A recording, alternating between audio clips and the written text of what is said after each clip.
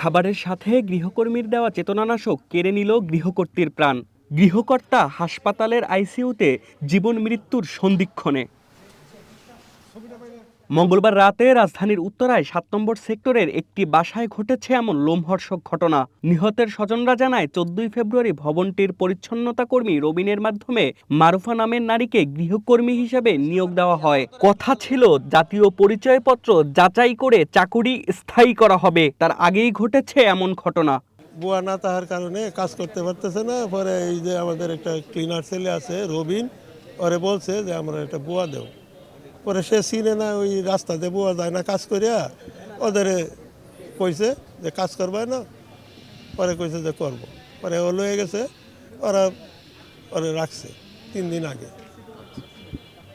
আজকে এই ঘটনা ঘটছে। কাজের মহিলা রাস্তাতে যখন যায় তো ও ঠিক করে মানে জাস্ট স্যারের বলছে, স্যারের নিয়ে দিয়েছে।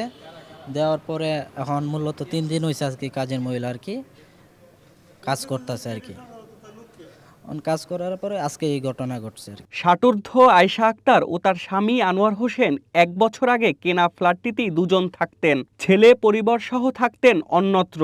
কৌশলে খাবারে চেতনানাশক মিশিয়ে বাসার সবকিছু লুটের পর গৃহকর্মী মারুফা পালিয়েছে বলে অভিযোগ স্বজনদের। প্রাথমিকভাবে যেটা বোঝা যাচ্ছে, যেহেতু আমার ফুপু আসলে মৃত্যুবরণ করেছেন, মানে হত্যা করা হয়েছে তাকে চেতনানাশকের মাধ্যমে, এবং আমার যে ফুপা উনি আসলে এখন আইসিইউতে আছেন, ওনাকে এখন ওয়াশ করা হয়েছে, উনিও আসলে মুমূর্ষু অবস্থায় আছেন।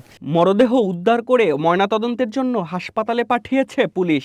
পিবিআই ও সিআইডির ক্রাইম সিন ইউনিট আলামত সংগ্রহ করেছে।